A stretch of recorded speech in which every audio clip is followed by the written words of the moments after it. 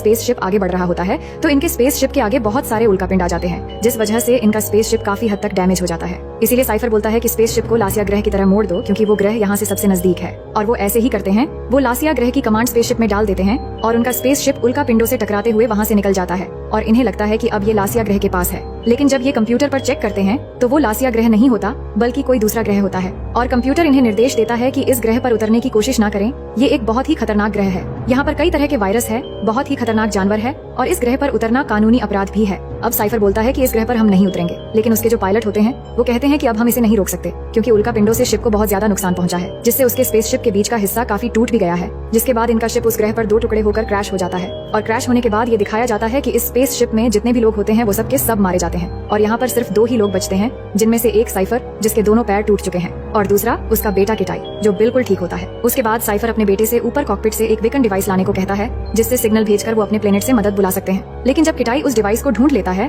तो वो देखता है कि वो डिवाइस पूरी तरह से टूट गई है और टूटी हुई बीकन डिवाइस देखकर साइफर काफी निराश हो जाता है, क्योंकि अगर इन्होंने सिग्नल नहीं भेजा तो कोई भी इन्हें बचाने के लिए नहीं आएगा और कोई भी मदद न मिलने के कारण इसी प्लेनेट पर इन दोनों की मौत हो जाएगी। फिर वो अपने बेटे को बताता है शिप में 2 बीकन डिवाइस थे, जबकि दूसरा डिवाइस शिप के दूसरे भाग में रह गया, इसलिए तुम्हें कैसे भी करके उसे ढूंढकर सिग्नल भेजना होगा। और साथ ही उसे चेतावनी देते हुए कहता है शिप के दूसरे भाग यहाँ से 100 किलोमीटर दूर पड़ा हुआ है, जिस हिस्से में अरसा बंधा हुआ था, और अब ऐसा भी हो सकता है कि वो अभी भी जिंदा हो और वहाँ से भाग गया हो, इसलिए तुम्हें सावधान रहना होगा। और उसे पूछता है कि क्या तुम्हें पता है कि ये कौन सा प्लेनेट है। इस प्लेनेट का नाम है पृथ्वी, जो है इंसान की पुरानी दुनिया, जहाँ पर हर एक जीव अब इंसानों को मारने के लिए विकसित हुआ है, क्योंकि इंसानों को पृथ्वी छोड़े हुए हजारों साल हो चुके हैं, इसलिए अब इंसान यहाँ के माहौल में सांस नहीं ले सकते। इसके बाद वो उसे 6 इनहेलर्स देता है, जिसे खाने से वो इस प्लेनेट पर सांस ले सकता है। साथ ही वो अपने बेटे को अपना एक खास हथियार भी देता है और कहता है कि ज्यादा जरूरत पड़ने पर ही इसका इस्तेमाल करना। और किटाई के सूट पर कम्युनिकेशन सिस्टम और कई सारे कैमरास लगे होते हैं, जिसे साइफर उसे देखकर गाइड कर सकता है और उसे रास्ता बता सकता है। इसके बाद किटाई अपने सफर में निकल पड़ता है और यहाँ हम देख पाते हैं कि धरती अब पूरी तरह से बदल चुकी है और पहले से काफी खूबसूरत और हरा भरा हो चुकी है। अब थोड़ी ही दूर जाने के बाद किटाई का सूट का कलर चेंज हो जाता है। तभी साइफर उसे बताता है कि तुम्हारे शरीर में लगे सूट का कलर टेम्परेचर पर रिएक्ट करेगा और इस प्लेनेट का टेम्परेचर कभी भी अचानक गिर सकता है, जिससे तुम्हें सांस लेने में तकलीफ हो सकती है। और सावधान रहना, कोई चीज तुम्हारी तरफ बढ़ रही है। जिसके थोड़ी देर बाद ही किटाई के सामने एक बड़ा सा बंदर आ जाता है, जिसे देखकर किटाई घबरा जाता है, लेकिन साइफर के मना करने के बावजूद भी किटाई घबराकर उस पर पत्थर मार देता है। फिर देखते ही देखते वो बंदर अपने बाकी साथियों को एक आवाज देकर बुला लेता है, जिससे किटाई के पास कोई रास्ता न होने के कारण वो वहाँ से भागने लगता है और सारे बंदर भी बुरी तरह से उसके पीछे पड़ जाते हैं। तभी उसके पिता कहते हैं कि पीछे की तरफ भागो, यहाँ से 250 मीटर दूर एक नदी है, वहाँ पर जाओ। इसके बाद किटाई किसी तरह उनसे बचकर भागते भागते उस नदी में जाकर कूद जाता है, जिससे उसकी जान बच जाती है। लेकिन वो नदी पार करके अभी भी घबरा के भाग रहा होता है। तभी उसके पिता उसे कहते हैं वो बंदर जा चुके हैं, रुक जाओ, तुम बेवजह भाग रहे हो। तभी वो जाके रुक जाता है और लेकिन तभी साइफर को दिखाई पड़ती है कि किटाई के शरीर में पॉइजन फैल रहा है। तो साइफर के कहने पर किटाई खुद को चेक करता है। तभी वो देखता है कि उसके हाथ पर एक कीड़े की काटने की वजह से उसके शरीर में तेजी से पॉइजन फैलने लगी है और उसकी सांस रुकने लगती है और उसका पूरा शरीर पैरालाइज होने लगता है। फिर साइफर के कहने पर वो अपने मेडिकट निकालकर काफी मुश्किल से एंटीडोट इंजेक्शन तैयार करता है और उसे अपने हार्ट में लगाता है। लेकिन अभी भी उसे एक और इंजेक्शन लगाना बाकी था, पर तब तक पॉइजन फैलने की वजह से उसे कुछ दिख नहीं पाता और वो अपना हाथ महसूस नहीं कर पा रहा होता है। तभी साइफर उसे कहता है इंजेक्शन रखकर उसके ऊपर लेट जाओ और किटाई भी ऐसा ही करता है, जिसे वो इंजेक्शन सीधे उसके हार्ट में लगता है। अब एंटीडोट की वजह से किटाई थोड़ी देर के लिए वहीं पर बेहोश हो जाता है, जिसके बाद जब वो होश में आता है तो वो देखता है कि उस एरिया के तापमान तेजी से गिर रहा है। इसलिए उसके पिता उसे कहते हैं कि यहाँ से 10 किलोमीटर दूर एक गर्म जगह है जहाँ तुम रेस्ट कर सकते हो। जिसके बाद वो वहाँ से भागना चालू कर देता है। वहीं दूसरी तरफ हम देखते हैं कि साइफर अपने पैर को ठीक करने की कोशिश कर रहा होता है, लेकिन वो पेन किलर नहीं लेना चाहता, क्योंकि पेन किलर के लेने से वो बेहोश हो जाएगा और उसके बेटे को गाइड करने वाला यहाँ कोई नहीं होगा। इसीलिए वो पेन किलर नहीं लेता और ज्यादा खून बहने की वजह से उस पर बेहोशी छाने लगता है, लेकिन फिर भी वो खुद को जगा हुआ रखने की पूरी कोशिश करता है। अब यहाँ पर किटाई को पहला इनहेलर लिए हुए काफी समय हो चुका था, इसलिए साइफर उसे दूसरा इनहेलर लेने को कहता है। लेकिन जब किटाई अपनी मेडिकेट खोल के देखता है तो 5 में से 2 इनहेलर टूट चुके थे। इसके बाद वो उसमें से एक डोज ले लेता है। तभी साइफर उसे इनहेलर के बारे में पूछता है तो वो अपने पिता से झूठ बोलते हुए कहता है कि अभी भी 4 इनहेलर बाकी है। लेकिन यहाँ पर उसके दिल की धड़कन बढ़ते हुए देखकर साइफर को उस पर शक होता है। अब उसके बाद किटाई किसी तरह से अपना पहला रात जंगल में काट लेता है और फिर अगले दिन जब वो अपना सफर शुरू करता है तो वो देखता है कि कई सारे बंदर मरे पड़े हैं। इसका मतलब अरसा कहीं आसपास ही है। वहीं इस तरफ हम देखते हैं साइफर की तबीयत और भी बुरी तरह से बिगड़ने लगा है। तो वहीं दूसरी तरफ किटाई आगे बढ़ते हुए एक बड़े झरने के पास पहुंच जाता है। लेकिन आगे बढ़ने से पहले साइफर उसे बचे हुए सर्वाइवल किट के सामान के बारे में पूछता है, लेकिन यहाँ पर किटाई उसे फिर से झूठ बोलता है, जिस वजह से साइफर उसे किट दिखाने को कहता है। जिसके बाद जब साइफर देखता है कि सिर्फ 2 इनहेलर बचे हैं और 2 इनहेलर से शिप के दूसरे हिस्से तक पहुंचना नामुमकिन है, तो वो किटाई को आगे न बढ़कर वापस लौटने की ऑर्डर देता है। लेकिन यहाँ पर किटाई को लगता है कि उसके पापा उसे किसी भी काम के लिए काबिल नहीं समझते और उसके बहन के मौत के लिए भी उसे ही जिम्मेदार मानते हैं। इसलिए किटाई गुस्से में आकर साइफर का ऑर्डर न मानकर उस झरने के ऊपर से कूद जाता है। अब जब वो नीचे की तरफ तेजी से ग्लाइड कर रहा होता है तब साइफर उसे बताता है कि कोई चीज तुम्हारा पीछा कर रहा है। तभी किटाई पीछे मुड़कर देखता है कि एक बहुत ही विशाल पक्षी उसका पीछा कर रहा है। साइफर उसे बताता है कि तुम्हें जल्दी से अपने सूट के पंख बंद करने पड़ेंगे ताकि तुम स्पीड से आगे बढ़ सको, और किटाई ऐसा ही करता है जिससे वो और भी स्पीड से नीचे जाने लगता है। और स्पीड तेज होने के कारण किटाई को लगता है उसने उस विशाल पक्षी से पीछा छुड़ा लिया है,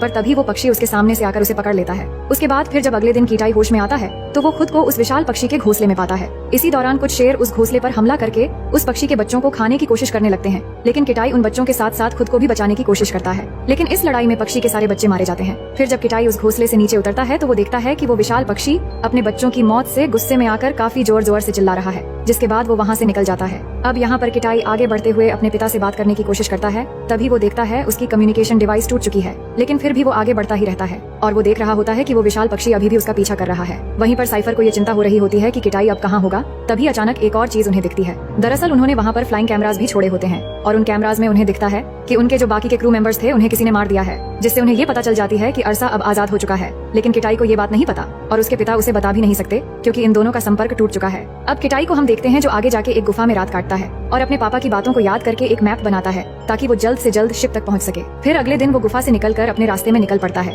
और थोड़ी दूर जाने के बाद वो बचा हुआ आखिरी इनहेलर भी ले लेता है। उसके बाद वो कुछ लकड़ी इकट्ठा करके एक बोट बनाता है और अपना सफर एक नदी से होते हुए जारी रखता है। और कुछ दूर आगे जाने के बाद उसे थकान की वजह से नींद आने लगती है, इसलिए वो इस बोट के ऊपर ही सो जाता है। इसके बाद हम देखते हैं कि अचानक वो नींद से उठ जाता है और उठकर देखता है कि इस नदी के एरिया का तापमान अचानक गिरने लगा है और इस नदी की पानी बहुत तेजी से जमने लगा है। जिसके बाद वो वहाँ से निकलकर एक गर्म जगह ढूंढने की कोशिश करता है, पर उसे गर्म जगह कहीं नहीं मिलता और वो वहीं पर गिरकर बेहोश हो जाता है। तभी हम देखते हैं कोई चीज किटाई को घसीटता हुआ ले जाकर एक गड्ढे में सुला देता है। फिर अगली सुबह जब किटाई उस गड्ढे से बाहर आता है तो वो देखता है कि वही विशाल पक्षी सारी रात उसके ऊपर बैठा हुआ अपना पंख फैला के किटाई को पूरी रात गर्म देकर बचाया है, क्योंकि किटाई ने उसके बच्चों को बचाने की कोशिश की थी। फिर जब किटाई उसकी जान बचाने के लिए उसे थैंक्स कहता है तो उसे पता चलता है कि वो पक्षी अब जिंदा नहीं है, क्योंकि पूरी रात की ठंड की वजह से वो अपना दम तोड़ चुका था। पर वो बहुत समय पहले इनहेलर लेने की वजह से अब उसे सांस लेने में दिक्कत होती है। पर तभी उसे जमीन पर एक शिप का टुकड़ा मिल जाता है। उसके बाद जब वो एक पेड़ पर चढ़ के देखता है तब उसे शिप का दूसरा हिस्सा मिल जाता है। उसके बाद वो शिप के पास भाग कर जाता है और वहाँ पहुंचकर सबसे पहले इनहेलर लेता है। फिर वहाँ से हथियार लेकर अरसा को चेक करने जाता है जो वहाँ से पहले ही भाग चुका होता है। उसके बाद वो वहाँ से एक मरे हुए रेंजर से कम्युनिकेशन डिवाइस लेता है और इमरजेंसी बीकन डिवाइस को भी ढूंढ लेता है। फिर वो अपने पिता से कांटेक्ट करता है और उन्हें बताता है कि वो शिप के दूसरे हिस्से तक पहुंच गया है और उन्हें ये भी बताता है कि अरसा पिंजरे से भाग गया है। लेकिन सिग्नल में दिक्कत होने की वजह से किटाई अपनी पिता की बात नहीं सुन पाता। हालांकि किटाई की आवाज साइफर को साफ सुनाई दे रही होती है। इसके बाद किटाई उस बीकन डिवाइस से सिग्नल भेजने की कोशिश करता है, लेकिन ऊपर बादल में बिजली की एक पतली परत होने की वजह से सिग्नल ऊपर नहीं जाता और इस बात से किटाई भी काफी परेशान हो जाता है। फिर वो शांत होकर अपने पिता की तरह सोचने लगता है तो उसे ध्यान आता है कि वो पहाड़ के ऊपर जाके भी सिग्नल भेज सकता है। लेकिन आगे बढ़ते हुए किटाई के मन में अरसा का डर बैठा होता है, इसलिए जैसे ही वो पहाड़ के पास पहुंचता है तभी अरसा को उसके डर का महसूस हो जाता है। लेकिन यहाँ पर किटाई भी समझ जाता है कि अरसा उसके आसपास ही है, इसलिए वो भागकर एक गुफा के अंदर चला जाता है। लेकिन गुफा के अंदर आने के बाद अभी भी वो अरसा से डर रहा होता है और इसी डर को महसूस करते हुए अचानक अरसा उसके सामने आकर उस पर हमला करना शुरू कर देता है, जिससे किटाई काफी इंजर्ड हो जाता है। और इसी हड़बड़ी में वो अचानक वहाँ पानी के एक गड्ढे में गिर जाता है, जिससे थोड़ी देर के लिए अरसा उसे ढूंढ नहीं पाता। लेकिन वो जैसे ही पानी के बाहर आने की कोशिश करता है तो अरसा फिर से उसका डर महसूस करके उस पर हमला कर देता है और उसे फिर से इंजर्ड कर देता है। पर किसी तरह से वो उस गड्ढे से निकलने में कामयाब हो जाता है और निकलकर